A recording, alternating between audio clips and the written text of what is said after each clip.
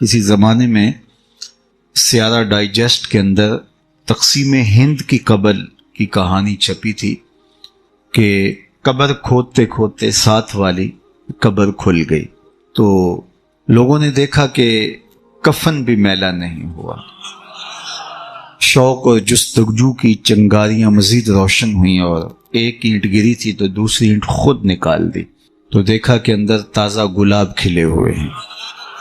خیر قبر کو بند کیا اور جستجو پیدا ہوئی کہ ہم دیکھیں یہ شخص تھا کون اور اس کی نیکی معلوم کریں تاکہ ہم بھی اس صالحیت کے ماحول میں اپنے آپ کو ڈھال کر کے یہ سعادت پا سکیں. تو خیر تلاش کرتے ہوئے اس کی بیوہ مل گئی جو بہت بوڑھی ہو چکی تھی. تو لوگ اس کے پاس گئے کہ تیرے شوہر کی قبر یوں کھل گئی اور ہم نے یہ منظر دیکھا، تو تم بتا سکتی ہو کہ وہ کون سا نیک عمل کرتا تھا؟ تو اس نے ذہن پہ زور دیا، کہا میرا شوہر ایک سادہ سا شخص تھا اور پڑھا لکھا بھی نہیں تھا، لیکن ہاں مجھے یاد آیا اس کا ایک عمل تھا. جب صبح کے وقت وہ مسجد میں جاتا نماز کے لیے تو لوگ قرآن کھول کے بیٹھ جاتے. ایک زمانہ تھا لوگ فجر کے بعد قرآن مجید کی تلاوت کیا کرتے تھے اور گھروں میں بھی صبح کے وقت قرآن ضرور کھلتا تھا. اللہ وہ دور دوبارہ پلٹ کے لے آئے ہمارے لیے اور نوجوانان امت قرآن کا چہرہ دیکھیں فیس بک کی بجائے. تو وہ ایک زمانہ تھا. تو جب سارے لوگ قرآن کھول کے بیٹھ جاتے تو اسے بڑی تکلیف ہوتی ہے کہ کاش میں بھی قرآن پڑھا ہوتا. تو یہ بوجھل قدموں سے گھر پلٹتا اور طاق پہ رکھے ہوئے قرآن مجید کے نسخے کو اتارتا، کھولتا، چومتا. پڑھنا تو آتا نہیں تھا تو ایک ایک سطر پہ انگلی پھیرتا اور کہتا مالک مجھے پتہ نہیں کیا لکھا ہے، جو لکھا ہے حق لکھا ہے. پھر دوسری سطر پہ انگلی رکھتا اور کہتا مالک یہ بھی سچ لکھا ہے. پھر تیسری سطر پہ انگلی لے آتا، کہتا مالک یہ بھی سچ لکھا ہے. تو اس طرح انگلی پھیرتا چلا جاتا اور یہ کہتا چلا جاتا مالک یہ بھی سچ ہے، یہ بھی سچ ہے، یہ بھی سچ ہے، یہ بھی سچ ہے. تو شاید اس کی قبر میں جو چراغاں ہوا ہے، اس کی قبر میں خوشبو پھیلی ہے، گلابوں کا موسم تم نے دیکھا ہے، تو قرآن سے محبت کی اس کے سبب ہوا ہے. یار جو قرآن مجید کو پڑھنا بھی نہ جانتا ہو اس کی زیارت کر کے اس اذعان اور یقین کے ساتھ انگلی رکھ کے کہے کہ یہ اللہ کا سچا کلام ہے تو اس کی قبر میں خوشبوئیں پھیل جاتی ہیں. اور جس نے ساری زندگی قرآن کی خدمت کی ہو اللہ اس کو کتنی رحمتوں سے نوازے گا اور کتنی کرم نوازیاں اللہ اس کا مقسوم کرے گا.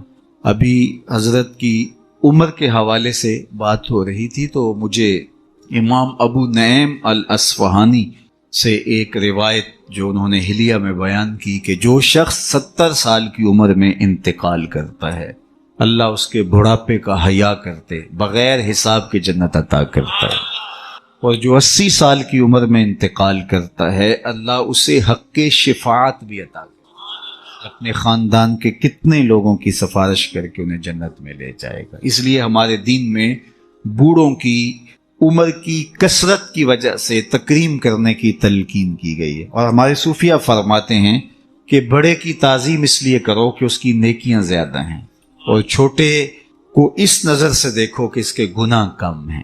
جب ہم یہ دیکھنا شروع کر دیں گے اور اس طرح سے سوچنا شروع کر دیں گے تو پھر ہمیں کسی شخص میں پاپ اور عیب دکھائی نہیں دیں گے. ہمارا مطمع نظر، ہمارا انداز نگاہ یہ ہے کہ ہم دوسروں کی طرف عیب کی نسبت کرتے ہیں اور سمجھتے ہیں کہ ہم دودھ کے دھلے ہوئے ہیں، جبکہ کسی کی طرف انگلی اٹھانے سے قبل یہ سوچنا چاہیے کہ باقی ساری انگلیاں اپنی طرف اٹھ رہی ہیں. تو اپنے آپ کو ستھرا بتانے کی بجائے لوگوں کو اس نظر سے دیکھو کہ وہ پاک ہیں. اور اللہ تعالیٰ نے بالخصوص جو میں نے عرض کیا یہ بات ضمناً آ گئی کہ بڑھاپے کا حیا کیا ہے. حضرت بایزید بسطامی کی 72 سال کی عمر میں ان کا وصال ہوا تو جب قبر میں گئے تو بعد میں کسی کو خواب میں ملے تو اس نے کہا کہ سناؤ کیا ماجرا ہوا. کہا میرے مالک نے مجھے جب حاضر ہوا تو کہا اے بوڑھے بتا میرے پاس کیا لے کر آیا ہے. تو میں نے کہا مالک بادشاہوں کی چوکھٹ پہ جب فقیر آئیں تو شہنشاہ یہ تو نہیں پوچھا کرتے کیا لے کر آئے ہو، فقیروں کو تو یہی پوچھا جاتا ہے کیا لینے آئے ہو. میں تیری رحمت کا سوالی بن کے آیا ہوں. اللہ نے بغیر حساب کے میری مغفرت فرما، میری بخشش فرما دی.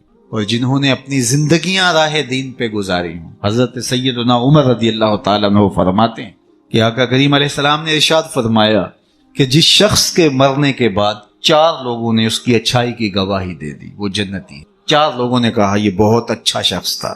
تو حضرت عمر کہتے ہیں میں نے عرض کی یا رسول اللہ صلی اللہ علیہ وسلم اگر کسی کے پاس 4 گواہ نہ ہوں 3 گواہ ہوں تو آقا کریم نے فرمایا وہ بھی جنتی ہے۔ حضرت عمر فرماتے ہیں کہ میں نے عرض کی یا رسول اللہ صلی اللہ علیہ وسلم اگر کسی کے پاس 3 گواہ بھی نہ ہو 2 گواہ ہوں تو آقا کریم نے اس کے لیے بھی یہی بشارت دی۔ حضرت عمر فرمایا کرتے تھے ایک کے بارے میں میں نے پوچھا نہیں حضور نے بتایا نہیں، تو جس کو 2 گواہ بھی مل گئے اچھائی کے کہ وہ صالح تھا وہ نیک تھا تو اس کے لیے جنت کے در کشادہ ہیں، اور جس کی نیکی کی جس کے تقوی کی جس کی خدمت قرآن کی زمانہ گواہی دے تو بتاؤ اللہ کتنی ناز برداریاں کرے گا۔ جانا تو سب نہیں ہے، یہاں کسی نے بیٹھ نہیں رہنا، 100 سال بھی جئیں گے تو یہاں سے رخصت ہونا پڑے گا۔ کج کلاہوں نے بھی شہنشاہوں نے بھی یہاں سے رخصت ہونا ہے، جن کا طوطی بولتا ہے جن کے نقارے بجتے ہیں وہ بھی یہاں نہیں بیٹھ رہیں گے۔ موت ہے ہنگامہ آرا کل زمیں خاموش میں، ڈوب جاتے ہیں سفینے موج کی آغوش میں۔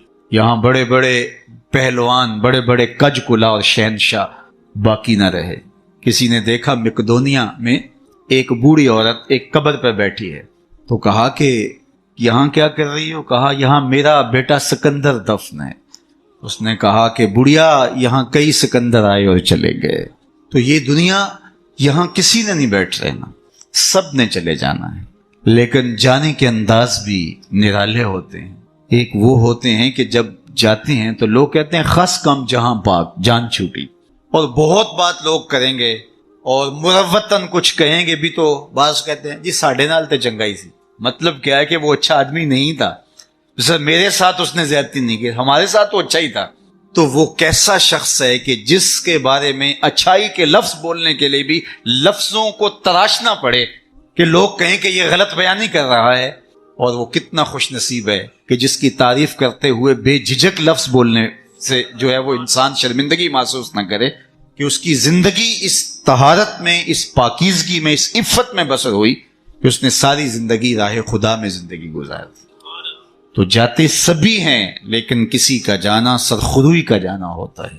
موت کسی کے لیے بھیانک خواب ہوتا ہے اور کسی کے لیے یہ خوشگوار اور خوبصورت انداز ہوتا ہے، وصل حبیب کا ذریعہ ہوتا ہے۔ حضرت بلال حبشی رضی اللہ تعالی عنہ کا جب وقت آخر آتا ہے تو آپ کی زوجہ آپ کے سرہانے بیٹھی تھی، جو ہی سانس ٹوٹنے لگی تو اس نے کہا واہ حسرتا ہو، ہائے افسوس میرا شوہر مجھ سے جدا ہو رہا ہے۔ تو حضرت بلال حبشی نے پلٹ کے دیکھا اور اپنی زوجہ سے کہا یہ تم کیا بول رہی ہو؟ کہا ہاں آپ مجھ سے جدا ہو رہے ہیں۔ فرمایا یہ حسرت برے لمحے نہیں ہے، یہ دکھ کی کہانی نہیں ہے، بلکہ میں تو اپنے آقا محمد عربی سے ملنے جا رہا ہوں۔ تو یہ وصل محبوب کا ذریعہ ہے۔ حضرت یعقوب علیہ السلام حضرت ابراہیم علیہ السلام کے پاس جب ملک الموت آئے اللہ کی طرف سے پیغام لے کر کے تو انہوں نے کہا کہ میں قبض روح کے لیے آیا ہوں۔ حضرت خلیل نے کہا کہ عجیب بات ہے، میرا رب مجھے اپنا خلیل بھی کہتا ہے۔ خلیل کہتے ہیں گوڑے یار کو، تو میرا رب مجھے اپنا خلیل بھی قرار دیتا ہے، اور کیا کوئی یار بھی یار کی موت چاہتا ہے؟ اور تمہیں قبض روح کے لیے بھیجا؟ کہا میں تو حکم کا پابند ہوں، عبد معمور ہوں، بارگاہ ہزدی میں دوبارہ حاضر ہوئے، تیرے بندے کے پاس حاضر ہوا تھا، اور یہ میسج ہے تیرے بندے کا تیرے نام کہ کیا کوئی یار بھی یار کی موت چاہتا ہے؟ تو کہا اے اسرائیل پھر جا میرے خلیل کو میرا سلام دے اور کہے کبھی ایسا بھی ہوا ہے یار یار کو بلائے اور وہ ملنے بھی نہ آئے؟ تو روح بے چین ہو گئی، کہا دیر نہ کر جلدی قبض کر لے۔ تو یہ تو اس لمحے کے انتظار میں ہوتے ہیں۔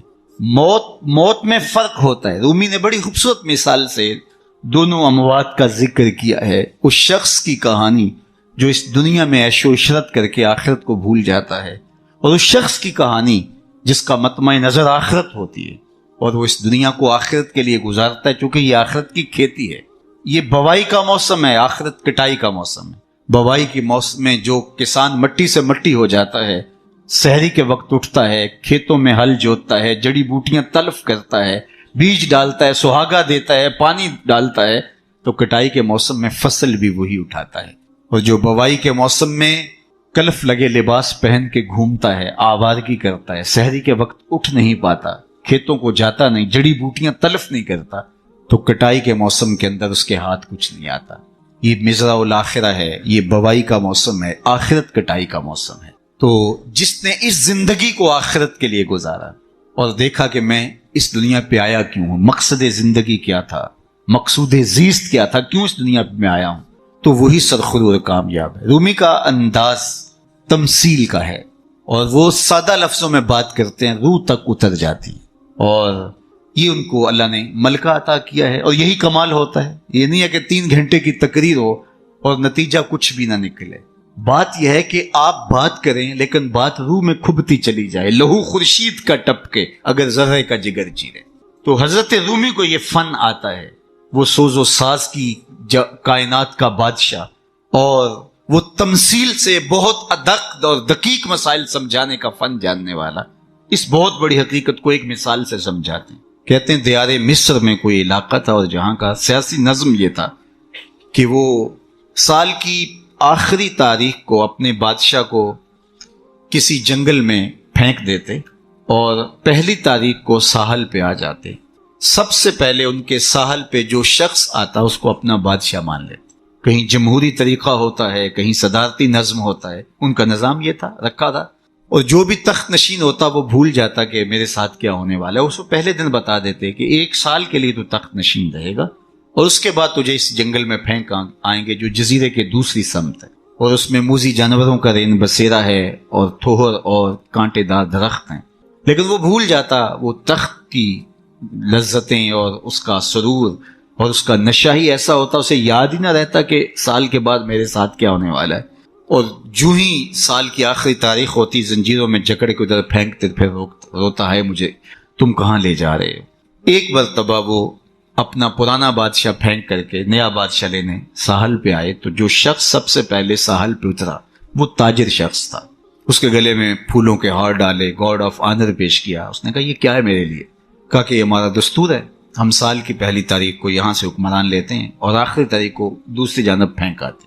اس نے کہا اتنا بھیانک انجام ہے تو میں تمہارا بادشاہ بننے کے لیے تیار نہیں۔ اس نے کہا تو چاہے نہ چاہے باندھ کے بھی تخت پہ بٹھانا پڑا، یہ ہمارا ضابطہ ہے۔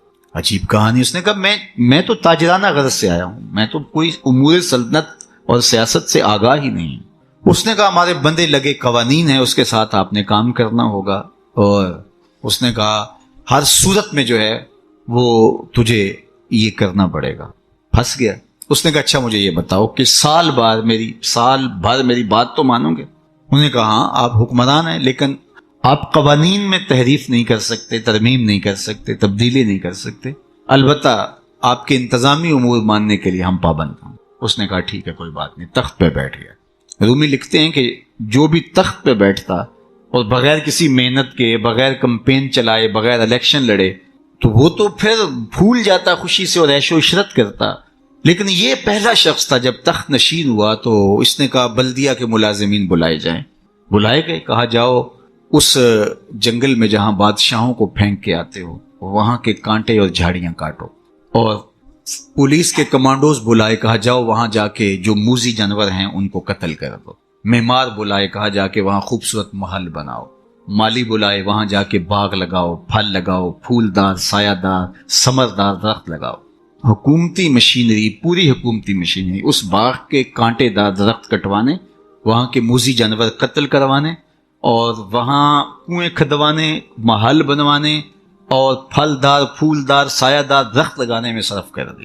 جب سال کی آخری تاریخ ہوئی تو وہ جنگل جہاں بادشاہوں کو پھینکا کرتے تھے وہ جنگل نہیں رہا تھا، وہ ایک باغ بن چکا تھا، اور یہ زنجیریں لے کر آئے۔ تو اس نے کہا مجھے زنجیریں نہ پہناؤ، میں خود چل کے جانے کے لیے تیار۔ اس لیے اس تخت پر بیٹھ کر کے وہ اپنے لشکر بھیج کے وہاں کے کانٹے، وہاں کے تھوہر، وہاں کے موذی جانور، وہاں کے خطرناک جانور جن کا وہاں رین بسیرا تھا ان کو کاٹتا رہا، قتل کرواتا رہا۔ تو اس نے کہا کہ میں خود چل کے جانے کے لیے تیار ہوں۔ رومی کہتے ہیں جو کافر ہے وہ دنیا کے تخت پہ، جو فاسق اور بدکار ہے وہ دنیا کے تخت پہ موج کرتا ہے، اور جب وقت آخر آتا ہے تو اس کو جب زنجیروں میں جکڑ کے لے جانا چاہتے ہیں فرشتے تو وہ کہتا ہائے مجھے کدھر لے جا رہے ہو، اور بندہ مومن، بندہ صالح اس دنیا کے تخت پہ آرام سے نہیں بیٹھتا، یہاں بیٹھ کے اپنے اعمال کے لشکر بھیج بھیج کے قبر کے کیڑے مکوڑے ختم کرواتا رہتا ہے، وہاں باغ لگواتا رہتا ہے، اور پھر جب وہ اس دنیا سے رخصت ہوتا ہے تو وہ کیڑے مکوڑوں کا گھر نہیں رہتا بلکہ روضۃ من ریاض الجنہ بن چکی ہوتی، اور وہ کہتا ہے دیر نہ کرو، مجھے جلدی لے جاؤ، میں خود چل کے جانے کے لیے تیار ہوں۔ ربعی بن حراش ساری زندگی ہنسے نہیں، فرماتے تھے کیا خبر میرا انجام کیا ہو، جب تک یہ یقین نہ ہو کہ میرا انجام کیا، اتنی دیر تک دھڑکا لگا رہے، ڈر لگا رہے۔ یہ مسلمان کی زندگی ہے، مومن کی زندگی ہے۔ ابھی ملیکہ فرماتے ہیں کہ میں 30 اصحاب رسول سے ملا ہوں، بخاری کتاب الایمان اٹھائیے، 30 اصحاب رسول سے ملا ہوں، اور ہر ایک اپنی آخرت کے بارے میں سخت فکر مند۔ ہم تو 4 نمازیں پڑھ لیں تو ہم سمجھتے ہیں کہ ہمارے جیسا زمانے میں کوئی نہیں، اور بے نمازیوں کو حقیر جاننے لگ جاتے ہیں۔ 30 اصحاب سے ملاقات ہوئی ہے اور یہ ڈرتے رہتے تھے کہ میرا انجام، رنگا رنگ سہیلیاں پرن کڑے پر پریا اسدا جانیے جس دا توڑ جائے۔ انما الاعمال بالخواتیم، اعمال کا دار و مدار حسن خاتمہ پہ ہے، جس کا اخیر ٹھیک ہو گیا۔ ورنہ کتنے لوگ ہیں کہ زندگی ساری اچھی، انجام بخیر نہیں ہو۔ ہمارے سامنے بلعام بن باورا کی مثال موجود، بنی اسرائیل کا مستجاب الدعوات ولی تھا، ہاتھ پھیلا کے دعا مانگتا تو ہاتھ منہ پہ بعد میں پھیرتا، قبولیت پہلے ہو جاتی، لیکن پھر اسی کے بارے میں قرآن نے کہا نا مثلہ کمثل الکلب، اس کی مثال کتے کی مثال، زبان لٹک گئی، زمین چاٹتا تھا، نبی کے خلاف ہاتھ اٹھا دیے، سمجھا میں مقبول بارگاہ ہو گیا۔ اللہ اکبر، انجام ٹھیک نہیں ہوا، اس لیے میاں صاحب بولے پڑھنے اتے مان کرینا تے نہ آکھی میں پڑھیا، او جبار کہار صداوے متا روڑ دے وے دودھ کڑیا۔ جب تک انجام بخیر نہ ہو، بائزید بستامی سے ایک بڑھیا نے کہا تھا کہ میرے گدھے کی 2 مچھی ہے یا آپ کی داڑھی اچھی ہے، کہا فی الحال نہیں بتا سکتا، یہ تو مرنے کے بعد ہی بتا سکتا۔ تو جب تک انجام بخیر نہ ہو، اللہ سے دعا مانگے کہ اللہ خاتمہ ایمان، ساری زندگی دین کی راہوں کے مسافر رہیں، اور جب سانس ٹوٹ رہی ہو محمد عربی کا کلمہ زبان پہ جائے، آخری قول کلمہ طیبہ کا ہو ہمارے لبوں کے اوپر۔ ربی بن حراش ساری زندگی مسکرائے نہیں، فرماتے تھے کیا خبر انجام کیا ہوگا۔ اللہ اکبر، خیر وقت آخر تو آنا ہی تھا، تو جب آخری وقت آیا تو ان کے بھائی ربی بن حراش نے کہا جاؤ، غسال کو بلا کے کہا میرے بھائی کو غسل دو، تو وہ غسل دینے داخل ہوا تو فوراً باہر آ گیا۔ اتنی جلدی؟ کہا یار تیرا بھائی بڑا عجیب ہے۔ کہا ہوا کیا؟ کہا نحنو نغتسلہ وہو یتبسم، ہم اسے غسل دیتے ہیں اور یہ آگے سے مسکرا رہا۔ اقبال نے کہا تھا نا نشان مرد مومن باتو گوئم چوں مرگ آئے تبسم بر لب اوست، آ تجھے اللہ کے بندے کی نشانی بتاؤں، جب موت آتی ہے تو اس کی پیشانی پہ ندامت کا پسینہ نہیں ہوتا، اس کے لبوں پہ کامیابی کی مسکراہٹ پھیل جاتی۔ یا تیرا بھائی بڑا عجیب ہے، نحنو نغتسلہ وہو یتبسم، ہم اسے غسل دیتے ہیں وہ آگے سے مسکراتا ہے۔ کہا میرے بھائی نے قسم کی تھی جب تک اچھا انجام نہیں دیکھوں گا نہیں مسکراؤں گا۔ پورے شہر میں شور مچ گیا، ایک بندہ مرنے کے بعد مسکرایا ہے۔ بعض لوگ تو بہت خوش ہوئے، بعض نے کہا یہ گھڑی ہوئی کہانیاں ہیں، یہ مریدین کا اعتقاد ہے، ان کا حسن اعتقاد ہے، کیسے ہو سکتا ہے مرنے کے بعد مسکرائے۔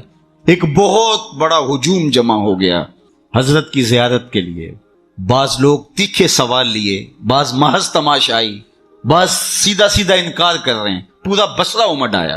اتنے میں انہیں غسل دے کے چارپائی پہ ڈال کے کفن بھی ڈال دیا گیا تھا۔ جب لوگ گھر میں داخل ہوئے تو قبل اس سے کہ وہ سوال کرتے، امام ابو نعیم نے حلیہ میں لکھا، قاضی ایاز مالکی اندلسی نے الشفاء کے اندر لکھا، اور اس کو امام سہیلی نے روض الانف میں لکھا، اور بھی بہت سارے لوگوں نے لکھا۔ جب لوگ داخل ہوئے اور تیکھے تیکھے سوال تھے کہ یہ پوچھیں گے، یہ بات کریں گے، کیسے مسکرائے، سچ ہے، غلط ہے، جھوٹ ہے، اور یہ چارپائی پہ ڈالے جا چکے تھے، کفن اڑا دیا گیا تھا۔ جب لوگ داخل ہوئے تو انہوں نے کفن ہٹایا، ہاتھ باہر نکالا اور لوگوں سے مخاطبت کرتے ہوئے کہا السلام علیکم۔ لوگ حیرت میں ڈوب گئے، وعلیکم السلام اتتکلم بعد الموت، عجیب بات ہے مرنے کے بعد باتیں کر رہے ہو؟ قال نعم اتکلم بعد الموت، ہاں ہاں مرنے کے بعد باتیں کر رہا ہوں۔ عرش فرش تے بانگا ملیاں تے مکے پہ گیا شور، بلے شاہ سا مرنا نہ ہی تے گور پیا کوئی ہور، فلا نحیینہ حیاتا طیبہ۔ اور اقبال کہتا ہے فطرت ہستی شہید آرزو رہتی نہ ہو، خوب تر پیکر کی اس کو جستجو رہتی نہ ہو، موت کو سمجھا ہے غافل اختتام زندگی، یہ ہے شام زندگی صبح دوام زندگی۔ فَلَنُحْيِيَنَّهُ حَيَاتًا طَيِّبَةً کا روپ ظاہر ہوا۔ ہاں مرنے کے بعد باتیں کر رہا ہوں۔ لوگوں نے کہا بتا تیرے رب نے تیرے ساتھ سلوک کیا کیا؟ تو ربی بن حراج جو فوت ہو گئے وہ بول کے کہہ رہے استقبلنی ربی غیر غضبان واستقبلنی بروح و ریحان۔ اس کے قدرت والے چہرے پہ کوئی غصہ نہیں تھا، اس نے روح و ریحان کے پھول میرے گلے میں ڈالے۔ لوگوں نے باتیں پوچھنا شروع کر دی، شکر ہے کوئی مرنے والا بول پڑا، کوئی ادھر کی بات کر رہا ہے، ادھر کی بات پوچھ رہا ہے۔ جب سلسلہ کلام طول پکڑنے لگا تو ربی بن حراش لکھتے ہیں، ربی بن حراش کہتے ہیں کہ اجلوا بی ولا تؤخروا بی لان ابا القاسم ينتظر علی الصلاۃ، دیر نہ کرو مجھے جلدی قبرستان میں لے جاؤ، تم مجھے باتوں میں لگا رہے ہو، امام الانبیاء میرے جنازے کا انتظار کر۔ اگر اپنی زندگی اس کی رضا کے مطابق گزارے گا تو تمہارا وہاں انتظار۔ مرنے کا فرق ہے، ہر کوئی مرتا ہے، لیکن یہ مرنا جو یاد الہی میں اپنے آپ کو ڈبو دے، اور مرنے سے قبل جو مر جائے، موتو قبل ان تموتو، صوفیہ تو یہی کہتے ہیں نا کہ مرنے سے قبل مر جاؤ۔ تو جب مرنے سے ہی قبل مر جائے تو الجبرے کا قاعدہ ہے نا کہ نفی جب نفی سے ضرب کھاتی ہے تو جمع کی صورت میں جواب آتا ہے۔ تو جو پہلے ہی مرا ہوا تھا، اپنے آپ کو، اپنے نفس کو اس نے مار دیا، اپنی خواہشات کو ترک کر دیا، تو وہ موتو قبل ان تموتو کے زمرے میں تھا، تو پھر موت کو موت آئی تو نفی سے ٹکرائی تو حیات بن گئی، تو یہ حیات طیبہ کی صورت بن کے سامنے آئی اور ابھری۔ اس لیے اللہ والے قبروں میں جا کر بھی جو ہے وہ ایک حیات طیبہ اور ایک زندگی، پاکیزہ زندگی کا نور پاتے ہیں، اور اللہ تعالیٰ ان کے ذریعے سے لوگوں کی فیض رسانی کا سامان کرتا ہے۔ ورنہ دنیا کے اوپر آ کے چلے گئے، آج ان کا نام و نشان بھی نہیں ہے۔ جن کے طوطی بولتے تھے، نقارے بجتے تھے، آل ساسان 3150 سال ایران پہ حکومت کرتے رہے، آج آل ساسان کا دنیا نام بھی نہیں جانتی۔ مشتاق نے کہا تھا مٹ گیا مشتاق دل سے رنگے یاد رفتگاں، پھول مہنگے ہو گئے قبریں پرانی ہو۔ قبروں کے نشان بھی یاد نہیں ہوتے۔ پوتے کو لے کر کے دادا جاتا ہے، تمہارے پردادا کی یہاں کر کے کہیں قبر ہوتی تھی، اور قبر بارش کے آثار مٹا چکے ہوتے ہیں، وہ ڈھونڈتا پھرتا ہے قبر کہاں تھی، نشان بھی باقی نہیں رہتے۔ لیکن جنہوں نے اپنی زندگیاں اللہ کے نام پہ گزاری ہوتی ہیں، دیکھیے ہزار سال بیت گئے، آج بھی ان کی قبر پہ چراغاں ہو، کیسی رونقیں اور کیسی تازگیاں اور کیسی فرحتیں۔ آپ لاہور جاتے ہیں نا تو راوی کے اس پار جہانگیر کا مقبرہ ہے، وہاں دن کو جائیں یا شام کو آپ کو حسرتیں برستی دکھائی دیں۔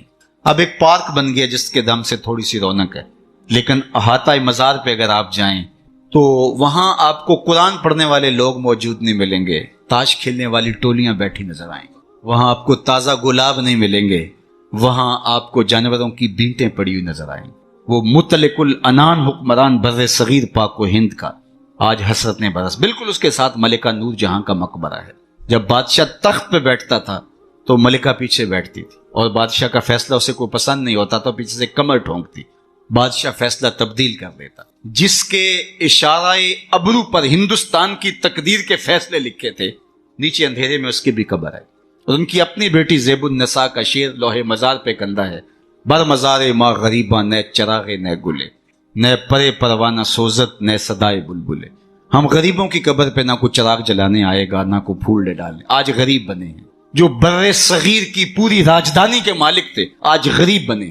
بر مزار ماں غریباں، یہ شہزادی کا شعر ہے، بر مزار ماں غریباں نئے چراغے نئے گلے، نئے پرے پروانہ سوزت نئے صدائے بلبلے۔ نہ بلبل گیت گانے آتا ہے اور نہ پروانہ پر جلانے آتا ہے۔ یہ میں بادشاہوں کی کہانی سنا رہا ہوں، یہ راوی کے اس پار کی کہانی ہے۔ اب راوی کا پل پار کر جائیں، ایک لوہے مزار ادھر بھی ہے، یہاں تو لکھا ہے بر مزار ماں غریباں نئے چراغے نئے گلے، اور وہاں لکھا ہے گنج بخشے فیض عالم مظہر نور خدا، نہ کساں را پیر کامل کاملاں را رہنما۔ اب میں نے اور آپ نے دیکھنا ہے ہم کس زمرے میں آنا ہے، کن کے ساتھ جڑنا ہے، کن سے وابستگی اختیار کرنی ہے، کس دائرے میں آنا ہے۔ سلطنت روم کا شہنشاہ، اس دور کی سپر طاقت، لیکن اگر میں آپ سے پوچھوں جس زمانے میں میرے حضور آئے تھے اس زمانے کے خاقان کا نام کیا ہے، تو آپ میں سے کوئی بتا سکتا ہے؟ میں علماء کو چھوڑتا ہوں، تاریخ کا گہرا مطالعہ کسی کا ہو تو الگ بات ہے، لیکن اگر پوچھوں جس دور میں میرے حضور آئے اس دور کے خاقان کا نام کیا تھا؟ شاید کوئی نہ بتا سکے۔ اچھا میں پوچھتا ہوں، اس دور کے کیسر کا نام کیا تھا؟ اس دور کا ٹرمپ تو وہی تھا نا، لیکن آج اس کا نام کوئی بھی نہیں جانتا۔ چلو میں پوچھتا ہوں، اس دور کے کسرا کا نام کیا تھا؟ سوائے تاریخ کے طالب علموں کے کوئی نہیں بتا سکے گا۔ چلو میں یہ پوچھتا ہوں، اور اس مجلس میں موجود سب سے کم عمر بچے سے پوچھتا ہوں کہ جس زمانے میں میرے حضور آئے، میرے حضور کے مؤذن کا نام کیا تھا؟ تو وہ سر اٹھا کے بلال حبشی کا نام لے گا؟ یار اس دور کی سپر طاقت کے مطلق العنان حکمران کا نام تو زمانے کو یاد نہیں، کیسر کا نام، کسرا کا نام، خاقان کا نام زمانے کو یاد نہیں ہے، لیکن بلال حبشی کا نام آج بھی سینوں پہ لکھا ہے۔ تو اقبال تڑپ کے بولا، اقبال یہ کس کے عشق کا فیض عام ہے، رومی فنا ہوا حبشی کو دوا۔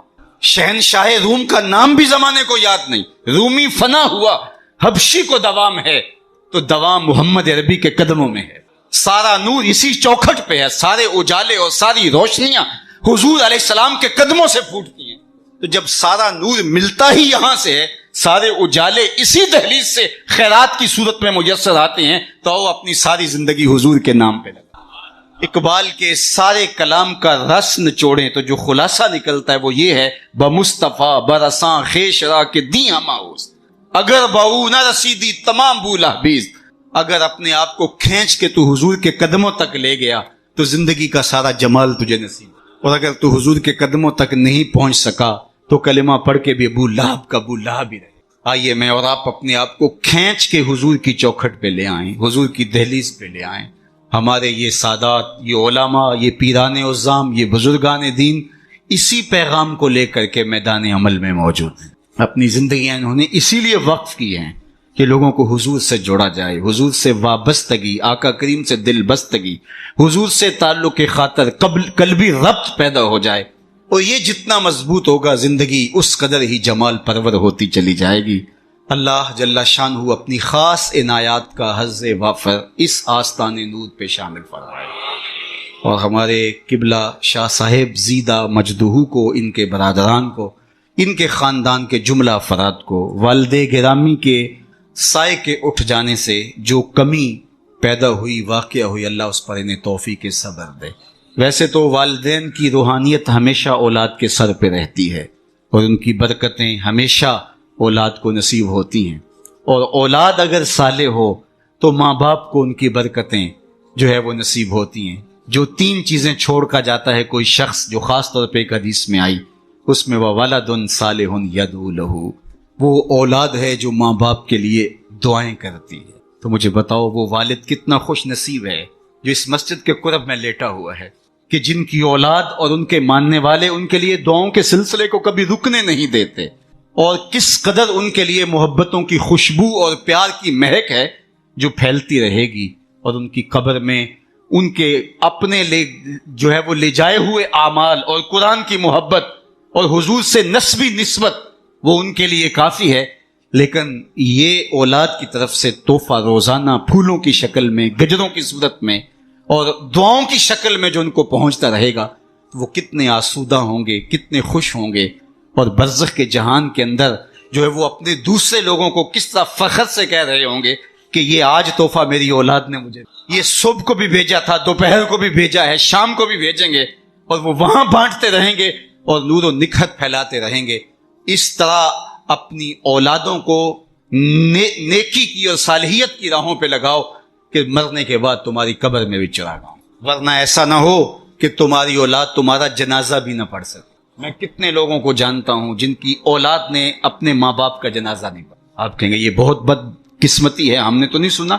ایسے لوگوں کو آپ بھی جانتے ہیں، یہ وہ لوگ ہیں جنہیں جنازہ آتا نہیں ہے، اور ساری زندگی لوگوں کے جنازوں میں رسماً کھڑے ہوتے ہیں، پھر ایک دن وہ رسم اپنے باپ اور اپنی ماں، اپنے بھائی، اپنی بیوی، اپنے بچوں کے لیے بھی ادا کریں۔ اور مجھے بتاؤ وہ شخص کتنا بدبخت ہوگا کہ جو اپنے باپ یا اپنی ماں کے جنازے پہ کھڑا اور جنازہ نہیں پڑھ پاتا، رسماً کھڑا ہے دکھلاوے کے لیے، اور وہ کتنا خوش نصیب باپ ہے جس کا جنازہ اس کا بیٹا پڑھا رہا ہے، جس کے لیے اس کا بیٹا دعائیں کر رہا ہے، اور اس کا بیٹا اس کے لیے سحری کے وقت اٹھ کے آنسو بہا کے مغفرت و بخشش اور غفران کی التجائیں اللہ کی بارگاہ میں پیش کر رہا ہے۔ تو اپنی اولادوں کو صالحیت کے سائے میں لاؤ، نیک لوگوں کی صحبت میں رکھو، پاک لوگوں کے پاس بیٹھنا اٹھنا سکھاؤ، ان کو دین کی تعلیم دلواؤ، اور ان کو اچھے کردار کا حامل بناؤ تاکہ قبر میں بھی چراغاں رہے اور دنیا کے اندر بھی سکھ اور قرار اور تسکین نصیب ہو۔